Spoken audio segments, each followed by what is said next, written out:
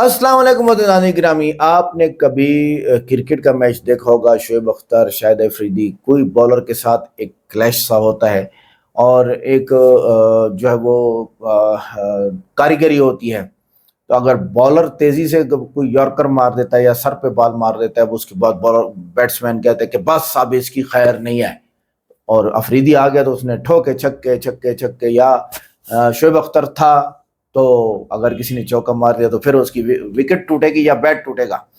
इसी तरह आज इस हिंदू पंडित ने जो बात की तो जाकिर नाइक मैदान में आ गया, उसने छक्के ठोके छक्के। आइए देखते हैं इस सवाल और जवाब को। हिंदू पंडित, ये पंडित पता नहीं है कि नहीं है, मजहबी प्रैक्टिकल तो लगता नहीं है, इसकी बात सुने और क्या इतराज कर रहे हैं जाकिर नाइक पे। और जाकिर नाइक ने जो ढेर लगा दिया ये झूठा साबित हो गया। आइए देखते हैं। वीडियो को लाइक करें, चैनल को सब्सक्राइब करें, वीडियो को व्हाट्सएप पे जरूर शेयर करें, कमेंट करके बताइएगा वीडियो कैसी लगी। आइए देखते हैं।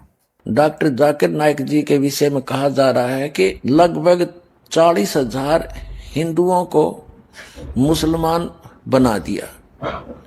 पुण्यात्माओं, यदि इनका मार्ग सही हो तो हमें घड़ी खुशी होती और हम भी बन जाते साथ में आकर। हम तो परमात्मा चाहिए, कुछ भी बनना पड़ो। लेकिन उन हिंदुओं के साथ तो वो बन गई। एक कहावत है, कहावत तो ये है कि आसमान से गिरे और खजूर में टक गए।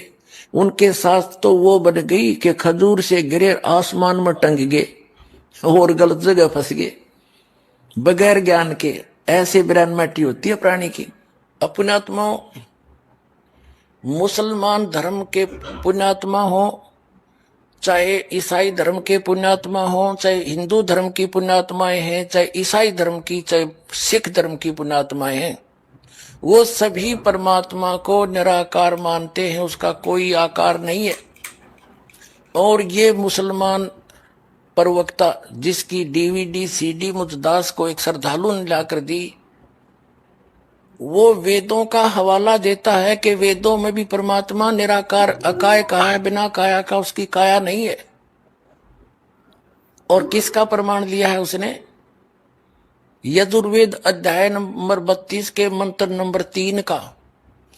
और केवल एक वाक्य घोट रखा है उसने कि न तस्य प्रतिमा अस्ति। अब जैसे पूरे मुसलमान धर्म के धर्मियों के पास हजरत मोहम्मद सल्लल्लाहु की कोई प्रतिमा नहीं है, तो क्या हजरत मोहम्मद जी निराकार थे?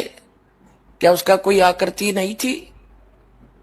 केवल ये लिख देने से कि न तस्य प्रतिमा अस्ति, तो वो ये सिद्ध नहीं होता कि वो निराकार है। डॉक्टर जाकिर नाइक जी, मुसलमान जी, आपने तो केवल सदग्रंथों की जिल्लत दिखाई और ये दास दिखावेगा उन सदग्रंथों के अंदर की सच्चाई जो आज तक तेरे समझ में नहीं आई। और आप भी देख लेना जाकिर भाई।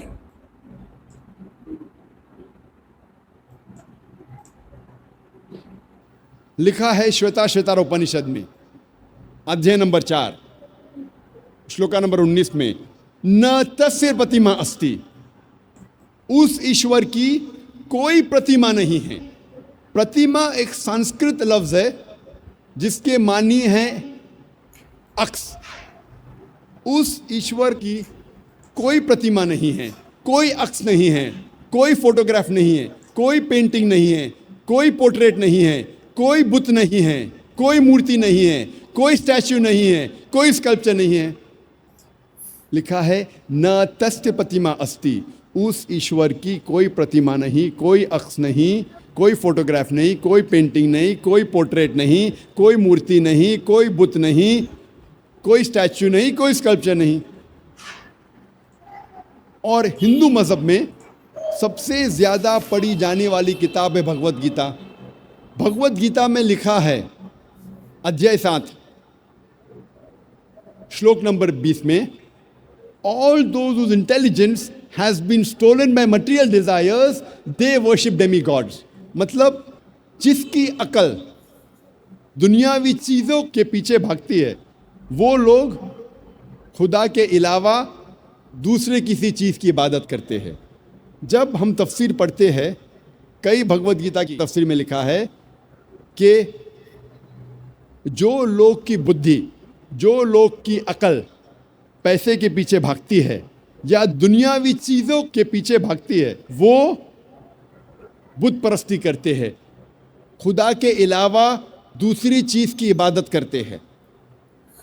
लिखा है भगवत गीता में अध्याय 10 श्लोक नंबर 3 में, वो लोग जानते हैं कि मैं लाफानी हूं, वो लोग जानते हैं कि मैं जन्म नहीं लिया है और मैं सारे आलमीन का मालिक हूं। हिंदू मज़हब में सबसे ऊंची किताब है वेद। अगर वेद और दूसरी हिंदू मज़हब की किताब में टकराव होता है तो हमें मानना चाहिए वेद। वेद हिंदू मज़हब की सबसे ऊंची किताब है। जब हम वेद पढ़ते हैं, इसमें लिखा है यजुर्वेद में अध्याय नंबर 32 श्लोक नंबर 3 में, न तस्य प्रतिमा अस्ति, उस ईश्वर की कोई प्रतिमा नहीं है। जैसे मैंने कहा, प्रतिमा एक संस्कृत लफ्ज़ है जिसके मानी है अक्स, फोटोग्राफ, पेंटिंग, पोर्ट्रेट, बुत, मूर्ति, स्कल्पचर। न तस्य प्रतिमा अस्ति, उस ईश्वर की कोई प्रतिमा नहीं, कोई अक्स नहीं, कोई फोटोग्राफ नहीं, कोई पेंटिंग नहीं, कोई पोर्ट्रेट नहीं, कोई बुत नहीं, कोई मूर्ति नहीं, कोई स्कल्पचर नहीं, कोई स्टैच्यू नहीं। लिखा है यजुर्वेद में अध्याय नंबर 40 श्लोक नंबर 8 में कि ईश्वर पाक है, उसका कोई अक्स नहीं। लिखा है यजुर्वेद में अध्याय नंबर 40 श्लोक नंबर 9 में, अंधात्म प्रविशन्ति या असंभूति उपास्ते। अंधात्म मतलब अंधकार, प्रविशन्ति मतलब दाखिल होना, असंभूति मतलब वो चीज़ें जो नेचुरल है, जो कुदरती है।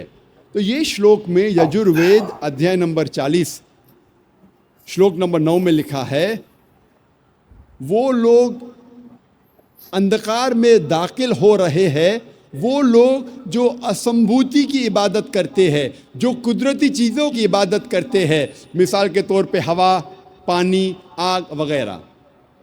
और ये श्लोक में आगे लिखा है, वो लोग और घोर अंधकार में दाखिल हो रहे हैं, वो लोग जो संभूति की इबादत करते हैं। संभूति की मानी इंसान की बनाई हुई चीज़ें, मिसाल के तौर पे टेबल, चेयर, बुत, मूर्ति वगैरह। कहाँ लिखा है? यजुर्वेद अध्याय नंबर 40 मंत्र नंबर 9 में। आगे जब पढ़ते अथर्ववेद में लिखा है किताब नंबर 20 अध्याय नंबर 58 मंत्र नंबर 3 में, देव महासी, महान है वो ईश्वर। और वेद में सबसे ऊंची मानने वाली वेद है ऋग्वेद। वेद 4 किस्म की होती है, ऋग्वेद, यजुर्वेद, सामवेद, अथर्ववेद। ये चारों में सबसे ऊंची वेद है ऋग्वेद। ऋग्वेद में लिखा है किताब नंबर 1 अध्याय नंबर 164 मंत्र नंबर 46 में, एकम सत विप्र बहुधा वेदांते, सत्य एक है, सच एक है, ईश्वर एक है। और साधु संत और विद्वान इस ईश्वर को कई नामों से पुकारते हैं। ये पैगाम फिर से दोहराया गया है ऋग्वेद में किताब नंबर 10 अध्याय नंबर 114 मंत्र नंबर 5 में। इसमें लिखा है कि खुदा एक है, ईश्वर एक है, ईश्वर एक है, लेकिन विद्वान, संत, साधु इस ईश्वर को कई नामों से पुकारते हैं। और जब हम ऋग्वेद पढ़ते हैं किताब नंबर 2 अध्याय नंबर 1, सिर्फ किताब नंबर 2 अध्याय नंबर 1 में 33 नाम और सिफतें दिए गए हैं इस ईश्वर को। इनमें से एक है ऋग्वेद किताब नंबर 2 में अध्याय नंबर 1 में मंत्र नंबर 3 में, ब्रह्मा। ब्रह्मा कहा जाता है उस ईश्वर को जो बनाने वाला है। जब हम अंग्रेजी में तर्जुमा करते हैं तो इसे कहते हैं क्रिएटर। जब उर्दू या अरबी में तर्जुमा करते इसे कहते हैं खालिक। हम मुसलमानों को कोई एतराज़ नहीं अगर कोई कहता है कि खुदा या ईश्वर खालिक है या क्रिएटर है या बनाने वाला है, लेकिन अगर कोई शख्स कहता है क्या ब्रह्मा खुदा है जो बनाने वाला है लेकिन उसके 4 सिर है और हर सिर पर क्राउन है, हम मुसलमान इस पे एतराज़ लेते हैं क्योंकि आप ईश्वर को अक्स दे रहे हैं। और साफ तौर पे लिखा है श्वेता उपनिषद में अध्याय नंबर 4 श्लोका नंबर 19 में, न तस्य प्रतिमा अस्ति, उस ईश्वर की कोई प्रतिमा नहीं, कोई अक्स नहीं, कोई फोटोग्राफ नहीं, कोई पेंटिंग नहीं, कोई पोर्ट्रेट नहीं, कोई मूर्ति नहीं, कोई बुत नहीं, कोई स्टैच्यू नहीं, कोई स्कल्पचर नहीं। एक और सिफत या नाम ऋग्वेद किताब नंबर 2 अध्याय नंबर 1 मंत्र नंबर 3 में दिया गया है, वो है विष्णु। विष्णु कहते हैं पालने वाले ईश्वर को। अगर अंग्रेजी में तर्जुमा करते तो हो जाता है सस्टेनर, चेरिशर। उसको अरबी या उर्दू में तर्जुमा करते हो जाता है रब। हम मुसलमानों को कोई एतराज़ नहीं अगर कोई कहता है कि खुदा या ईश्वर रब है, सस्टेनर है, चेरिशर है, पालने वाला है, लेकिन अगर कोई शख्स ये कहता है कि विष्णु पालने वाला खुदा है, पालने वाला ईश्वर है और उस ईश्वर के 4 हाथ है जैसे इंसानों जैसे, और एक हाथ में चक्रा है और दूसरे हाथ में कौंच है और वो पानी पे जा रहा है सांपों पे बैठकर या हवा में उड़ रहा है एक परिंदा जिसका नाम है गरुड़ा पर, हम मुसलमान इस पर एतराज़ करते हैं क्योंकि आप खुदा को अक्स दे रहे हैं। और आप यजुर्वेद अध्याय नंबर 32 मंत्र नंबर 3 के खिलाफ जा रहे हैं जिसमें लिखा है न तस्य प्रतिमा अस्ति, उस ईश्वर की कोई प्रतिमा नहीं, कोई अक्स नहीं, कोई फोटोग्राफ नहीं, कोई पोर्ट्रेट नहीं, कोई पेंटिंग नहीं, कोई बुत नहीं, कोई मूर्ति नहीं, कोई स्कल्पचर नहीं, कोई स्टैच्यू नहीं। जब हम ऋग्वेद पढ़ते हैं, ऋग्वेद में लिखा है किताब नंबर 8 में अध्याय नंबर 1 मंत्र नंबर 1 में, मां चिदन यदि संसद,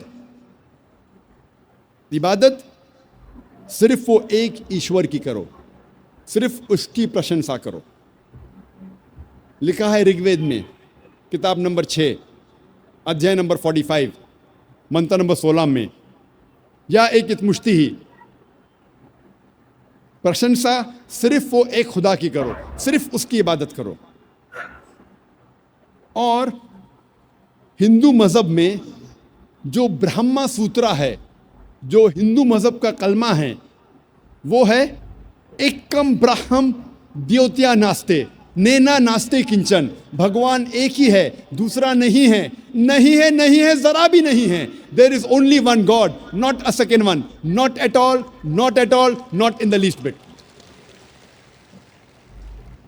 जब हम हिंदू मज़हब की किताबों का मुताला करते हैं, हमें पता लगता है कि हिंदू मज़हब में लिखा है कि एक ही ईश्वर, एक ही खुदा की इबादत करो, जिसकी कोई प्रतिमा नहीं, जिसका कोई अक्स नहीं, जिसका कोई फोटोग्राफ नहीं, कोई पेंटिंग नहीं, कोई पोर्ट्रेट नहीं, कोई बुत नहीं, कोई मूर्ति नहीं, कोई स्टैच्यू नहीं, कोई स्कल्पचर नहीं।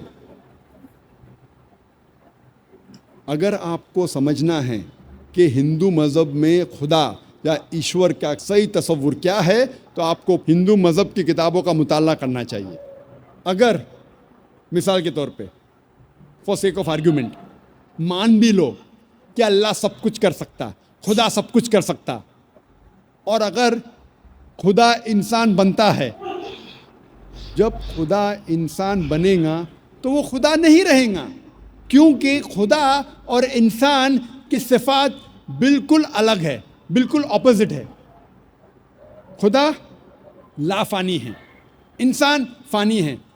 आप ये अगर कहेंगे कि खुदा इंसान बन गया तो ये आपको मानना पड़ेगा कि वो खुदा नहीं रहा, इंसान बन गया। लेकिन ये कहेंगे कि खुदा इंसान बन के भी खुदा है, गॉड मैन, ये बिल्कुल गलत चीज़ है, क्योंकि इंसान और खुदा की सिफात बिल्कुल ऑपोजिट है। खुदा लाफानी है, इंसान फ़ानी है। आप अगर ये कहेंगे एक ऐसा शख्स है जो फ़ानी भी है और लाफानी भी है, ये बिना मानी अल्फाज है। इधर वो शख्स फ़ानी है या लाफानी है। लाफानी और फ़ानी दोनों साथ में हो ही नहीं सकता। खुदा की शुरुआत नहीं, इंसान की शुरुआत है। आप कहेंगे ऐसा शख्स है जिसकी शुरुआत भी है और शुरुआत नहीं भी, ये लामानी अल्फाज है। खुदा का अंत नहीं, इंसान का अंत है। आप कहेंगे गॉड मैन है, एक खुदा इंसान है जिसका अंत भी नहीं और अंत भी है, ये लामानी अल्फाज है, हो ही नहीं सकता। हम जानते हैं कि इंसान को खाने की ज़रूरत है, खाना खाने की ज़रूरत है, खुदा को खाने की ज़रूरत नहीं। लिखा है सूरह अनाम में, सूरह नंबर 6 आयत नंबर 14 में कि अल्लाह सुब्हानहू व तआला लोगों को खिलाता है और उसे खाने की ज़रूरत नहीं। He feeds everyone but does not require to be fed. इंसान को आराम की ज़रूरत है, इंसान को नींद की ज़रूरत है, खुदा को आराम की ज़रूरत नहीं, खुदा को नींद की ज़रूरत नहीं। लिखा है कुरान में सूरह बकरा में सूरह नंबर 2 आयत नंबर 255 में, आयतुल कुर्सी में, अल्लाहु ला इलाहा इल्लल हय्युल कय्यूम ला ताखुज़ुहु सिनतुन वला नौम लहू मा फ़िस समावाति व मा फ़िल अर्द। अल्लाह सुब्हानहू व तआला एक है, वो बेनियाज है, वो मालिक है सारी चीज़ों का जो आसमान और धरती पे है। उसे आराम की ज़रूरत नहीं, ना ही उसे नींद आती है। इसीलिए मैं कहता हूँ कि अगर खुदा इंसान बनता है तो वो खुदा नहीं रहता। आप कहेंगे खुदा इंसान, गॉड मैन, ये कॉन्ट्रडिक्टिंग है।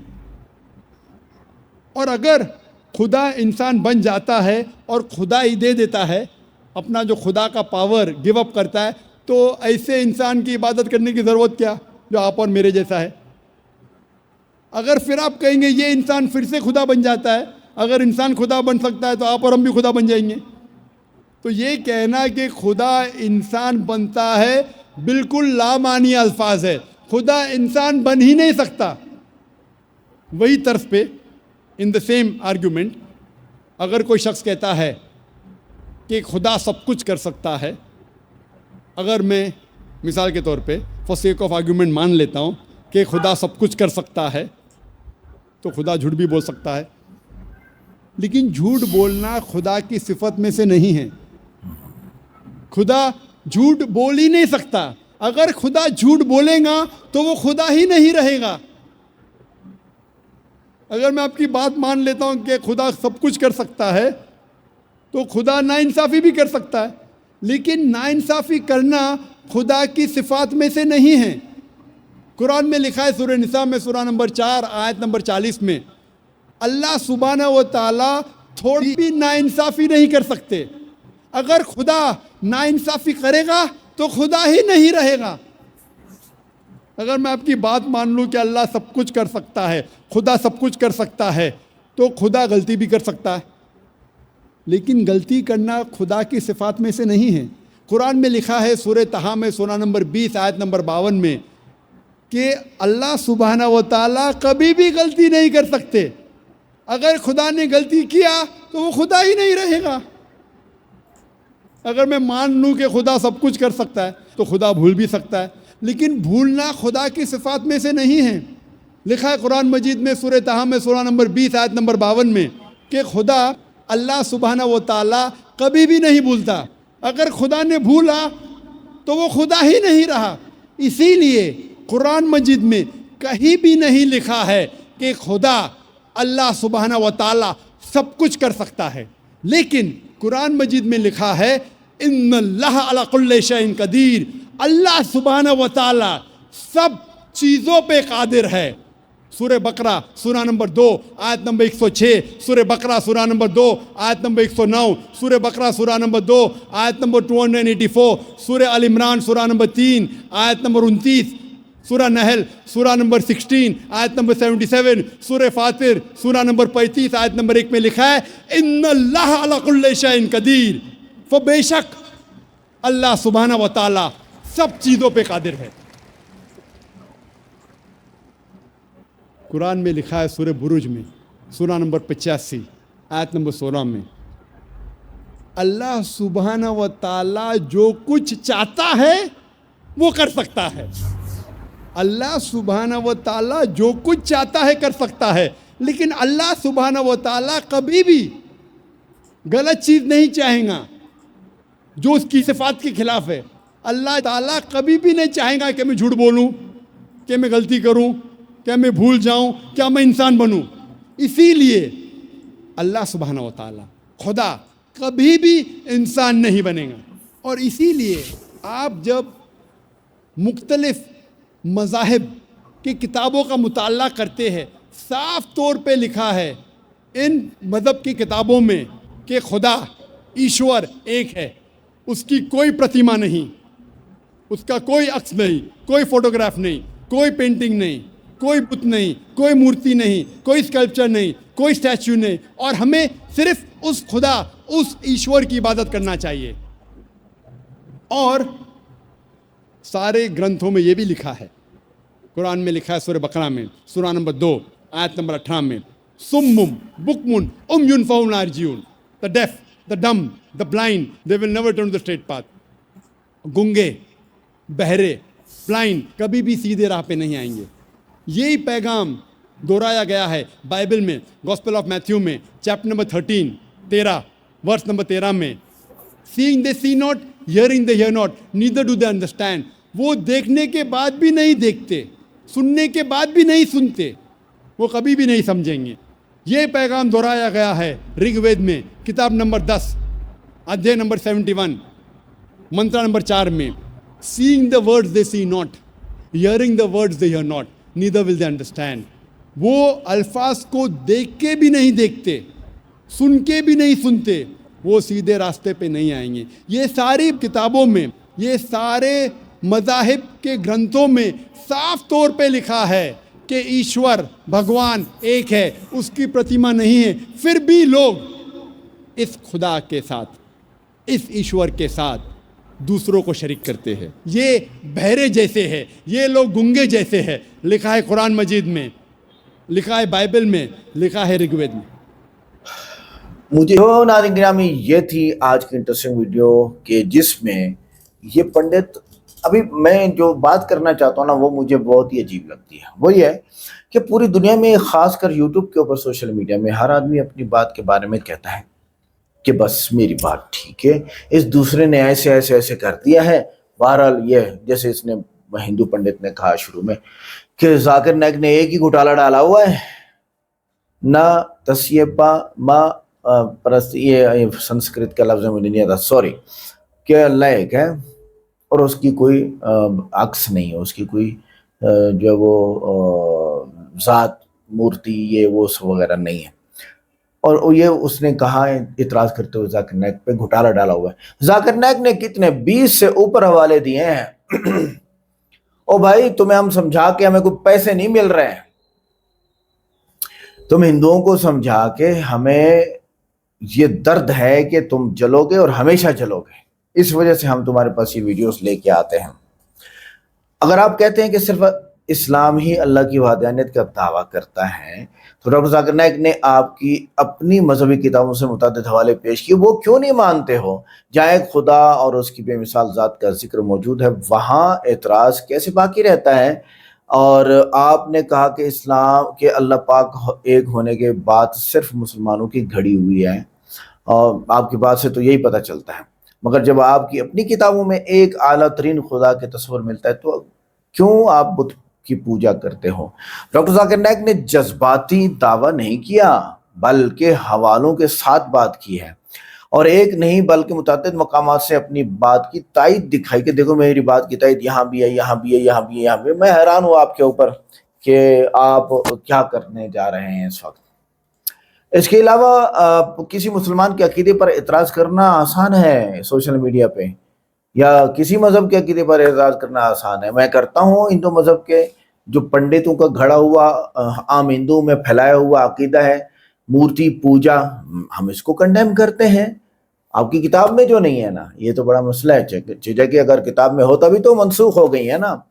तो इसी तरह आप कहते हैं कि खुदा की कोई शबी या मुजस्मा नहीं हो सकता, तो ये सिर्फ इस्लाम का नजरिया है।